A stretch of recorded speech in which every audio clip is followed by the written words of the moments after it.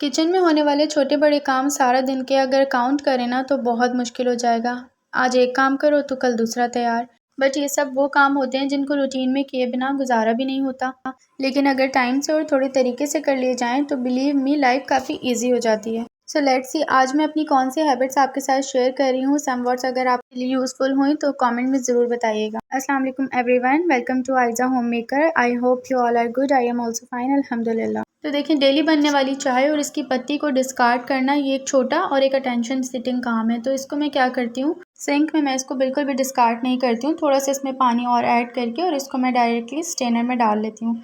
क्योंकि स्टेनर में डालने से ये होता है, या तो अगर आपके पास प्लांट्स हैं तो आप उसमें भी इसको यूज़ कर सकते हैं। मेरे पास तो प्लांट्स अभी नहीं हैं, तो मैं इसको डायरेक्टली डस्टबिन में ही और इसको डिस्कार्ड कर देती हूँ। लेकिन इस तरह सिंक में डालने से ये होता है कि नीचे जो इसका सिंक की जो नाली होती है वो भर जाती है। तो बेस्ट तरीका तो यही है कि अगर आपके पास प्लांट्स हैं तो आप उसी में डाल दें, तो ये आपका नेचुरल फर्टिलाइज़र बन जाएगी।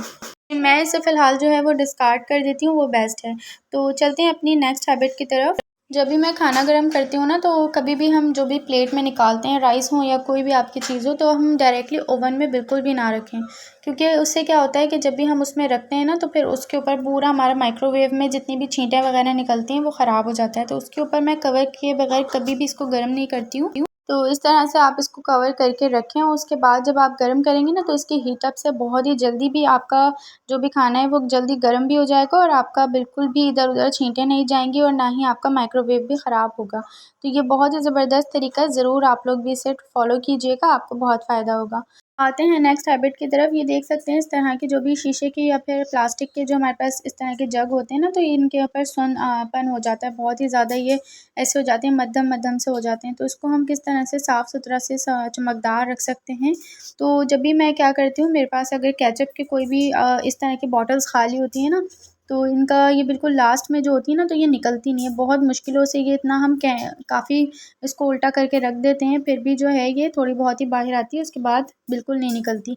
तो इसके अंदर मैं थोड़ा-सा पानी ऐड कर देती हूँ, ये देख सकते हैं आप। मैं कोशिश करती हूँ इसको निकालने की, लेकिन ये बिल्कुल नीचे तक तो आ जाती है, लेकिन पूरे ही बॉटल में चिपक जाती है और फिर बाहर नहीं आती।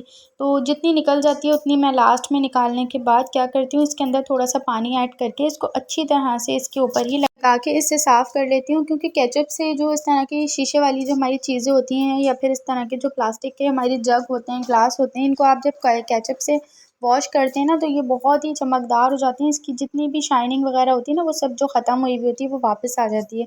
क्योंकि इसमें ऐसी-ऐसी चीज़ें मिक्स होती हैं, सिरका वगैरह, तो इससे ये हमारा बहुत ही ज़बरदस्त सा एक क्लीनर सा बन जाता है। क्योंकि लास्ट में तो हमारे फेंकना ही होता है, हमको इसी किसी काम में नहीं लेना होता, तो क्यों ना हम इसको डिस्कार्ड करते वक़्त थोड़ा-सा काम में ले लें, तो ये हमारे लिए बहुत ही ईज़ी हो जाता है काम। तो ये इसको मैं इसी तरह से साफ़ कर लेती हूँ लास्ट में जब भी मुझे ये फेंकना होता है। तो ये देखें, इसको मैं साफ़ करके दिखाती हूँ, इतना ही क्लीन हो जाएगा बिल्कुल जग हमारा। तो ये देख सकते हैं, वॉश करने से पहले भी मैंने आपको दिखाया था और अब इसकी शाइनिंग आप देख सकते हैं कितना ये जो है चमकदार हो गया है।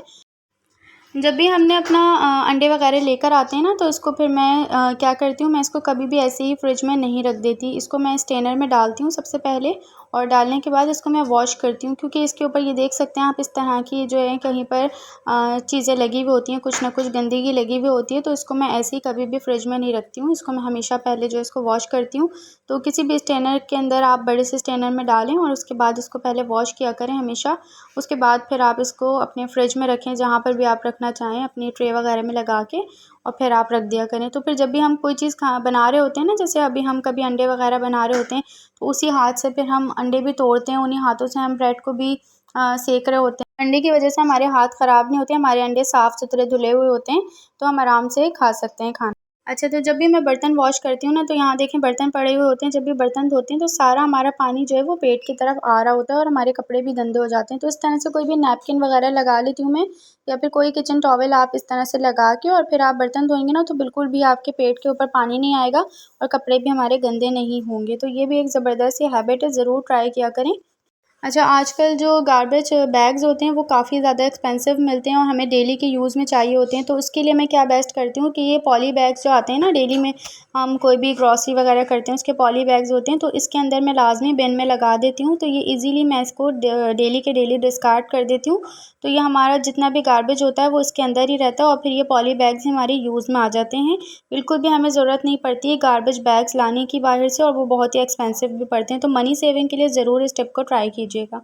तो नेक्स्ट टिप जो है वो मेरी इस तरह की ये हैबिट है एक, कि जब भी मैं क्या करती हूँ, कोई भी चीज़ रिफ़िल करनी होती है ना, जब भी हम ख़त्म हो जाती है हमारे पास ये इस तरह के बॉक्सेस खाली हो जाते हैं, तो फिर मैं क्या करती हूँ, इन सबको पहले मैं वॉश करती हूँ। उसके बाद नेक्स्ट टाइम जब भी आप रिफ़िल किया करें ना, तो इसको पहले वॉश करके इस तरह से उसके बाद ही इसमें रिफ़िल किया करें। अच्छा, इस तरह से हम जब डालते हैं ना, तो ये बिल्कुल भी गलत तरीका है, ये इस तरह से गिरता है सारा।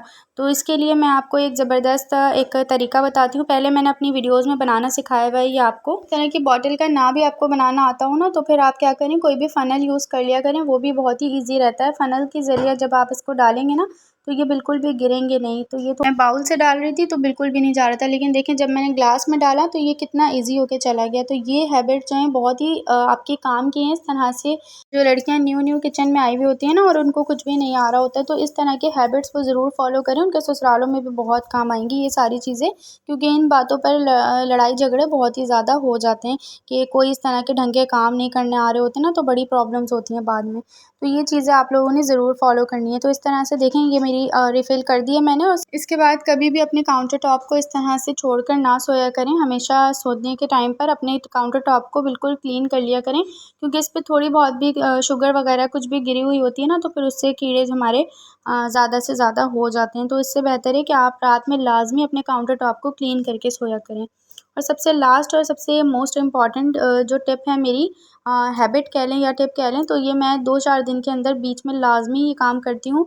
इस तरह से पानी को हम बॉयल कर लेते हैं। बॉयल करने के बाद इसमें थोड़ा-सा सिरका मैं ऐड कर दूँगी। सिरका ऐड करने से ये होता है कि जो भी इसके अंदर बैक्टीरिया वगैरह होते हैं ना, वो सारे मर जाते हैं, और इसमें बिल्कुल भी आपका जो सिंक है वो भरता नहीं है। तो सोने से पहले आपने लाज़मी ये काम करना है, 2-4 दिन में आप लोग ज़रूर कर लिया करें। तो इससे ये होगा कि आपका सिंक बिल्कुल भी नहीं भरेगा, और इससे आपका सिंक बिल्कुल क्लीन और साफ़ रहा करेगा। तो कल की वीडियो में जिन लोगों ने बहुत अच्छे-अच्छे कमेंट्स किए और लाइक किया था, तो उनके चैनल्स के नाम है इस्लामाबाद आर्ट चैनल, और सेकंड है रिदा लाइफ़स्टाइल, थर्ड है मलिक व्लॉग्स, और फोर्थ है समीना 521। तो इन लोगों ने बहुत ही अच्छे-अच्छे कमेंट्स किए थे मेरी वीडियो के नीचे। अगर आप लोग भी चाहते हैं कि मैं आपका चैनल में नाम लूँ, तो ज़रूर मेरी वीडियोज़ को जो है लाइक करें, और चैनल पे अच्छे-अच्छे से बड़े-बड़े से कमेंट्स करें, तो मैं आपके नाम भी इंशाल्लाह ज़रूर नेक्स्ट वीडियो में लूँगी। तो चलिए वीडियो को एंड करते हैं, मिलेंगे नेक्स्ट वीडियो में। अपना बहुत सारा ख्याल रखें, दुआओं में याद रखें। अल्लाह हाफ़िज़।